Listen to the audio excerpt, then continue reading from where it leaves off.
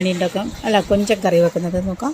ഇന്ന് നല്ല കൊഞ്ചം കിട്ടിയിട്ടുണ്ടായിരുന്നു. കൊഞ്ചനാകെ ഒന്ന് വൃത്തിയാക്കി എടുത്ത് പിന്നെ നമ്മൾ ചട്ടിയിലേക്ക് സവാളയും ഒരു പകുതി തക്കാളി, പച്ചമുളക്, പിന്നെ ഇഞ്ചി, വെളുത്തുള്ളി ഇതൊക്കെ ഇട്ട് ഇതിലേക്ക് അല്പം മഞ്ഞൾപ്പൊടിയും മുളക് പൊടിയും ഉപ്പും ചേർക്കാം. പിന്നെ നമ്മൾ ആവശ്യത്തിന് പുളിവെള്ളം ഒഴിച്ച് കൊടുക്കാം. എന്നിട്ട് കൊഞ്ചന് ഇട്ട് നന്നായി മിക്സ് ചെയ്തതിന് ശേഷം തിളച്ച് കൊഞ്ചനൊന്ന് വേവാൻ വെക്കാം.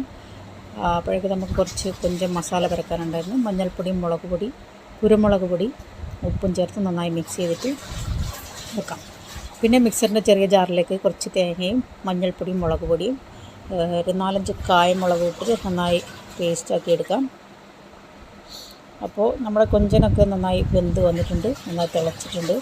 ഇതിലേക്ക് നമ്മൾ അരപ്പ് ചേർത്ത് കൊടുക്കാം. എന്നിട്ട് ആവശ്യത്തിന് വെള്ളം ചേർത്ത് ബാക്കി ഉപ്പും പുളിയൊക്കെ കറക്റ്റാണെന്ന് നോക്കിയതിന് ശേഷം നന്നായി തിളപ്പിച്ചെടുക്കാം. തിളച്ചതിന് ശേഷം ലാസ്റ്റ് ഇതിലേക്ക് കുറേ അധികം കറിവേപ്പിലയും നല്ല പച്ച വെളിച്ചെണ്ണ ഒഴിച്ചിട്ട് നമുക്ക് ഇറക്കി വെക്കാം. അപ്പോൾ നമ്മുടെ തലശ്ശേരി സ്റ്റൈൽ ഇതാണിത്. മുളക് വിഷയം ആയിട്ട് നമ്മൾ തേങ്ങ ഇറക്കാതെയും വെക്കാം. നല്ല അടിപൊളി ടേസ്റ്റാണിത്. ഇനി നമുക്ക് ചോറിൻ്റെ കൂടെ ഇത് സെർവ് ചെയ്യാം.